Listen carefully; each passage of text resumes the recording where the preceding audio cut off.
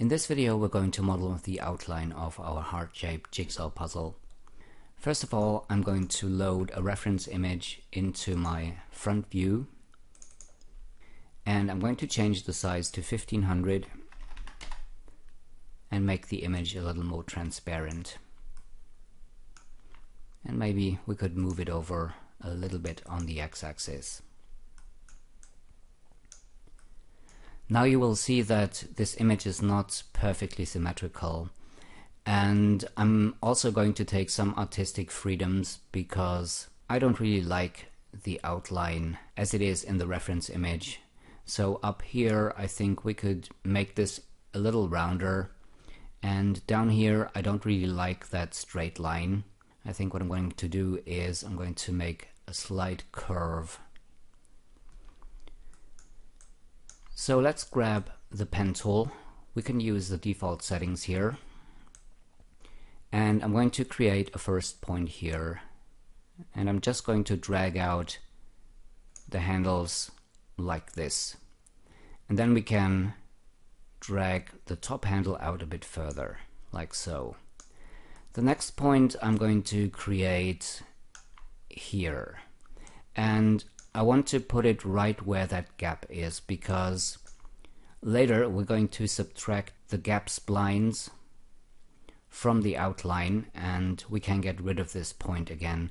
If we put it on one of the puzzle pieces, we're going to have 2 points very close to each other, which is something that I want to avoid. So I'm going to drag a point out here. And then we only need one more point, maybe down here. Next I'm going to select all of the points and I'm going to modify the tangents and try to create the outline that we want. So let's drag this up a little bit, and I'm going to drag this tangent up a bit and then tweak this tangent again. And we need to pull this one out a little bit further.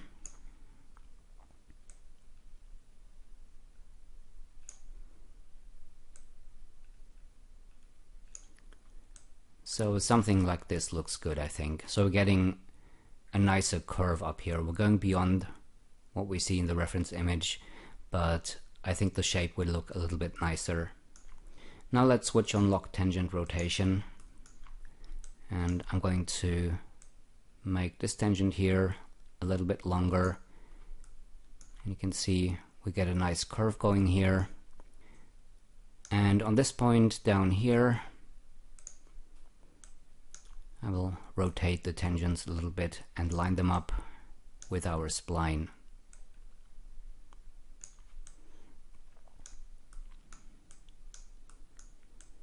Next I want to test the shape of my spline, and for this I'm going to use the free plugin I mentioned in the first video, which is called Magic Mirror Spline. So let's add this to the scene, and we get this object here. And Magic Mirror Spline is like a symmetry object, only it's meant to be used with splines. And it can do a few things that we can't do with the standard Nitro4D symmetry object. So if I drag the spline into the symmetry object and make it a child of the Magic Mirror Spline object, you can see our spline gets mirrored over to the left. And if I select Magic Mirror Spline again, you can see we only have a few options. We can select the plane, in this case it's XY, which is perfect, and we can choose to connect the spline or not to connect the spline. In this case I do want to connect the spline. So you can see our spline is closed up here. If you have a point at the center on the mirror plane, using Magic Mirror Spline and making it editable will automatically weld the points together, so you don't have to do that manually. Also, unlike the symmetry object, we can make the Magic Mirror Spline object editable without converting the spline. In order to test the shape, I'm going to put the Magic Mirror Spline object in an extrude object, and now we can render our shape and see how it looks. So you can see it's looking pretty good already. We don't even have to tweak the point up here. We're getting a nice looking curve, and we're getting our soft curve down here. However, we need to tweak the point down here a little bit. So let's go ahead and do that. I'm going to grab my pen tool again, lock tangent rotation, and let's select our spline. And I'm just going to drag this tangent out a little bit further to maybe here. So I think that's looking pretty good. And now we can make the Magic Mirror Spline object editable, and let's rename this to Hard Outline. In the next video, we're going to create a template for the gap splines that we need to create the puzzle pieces.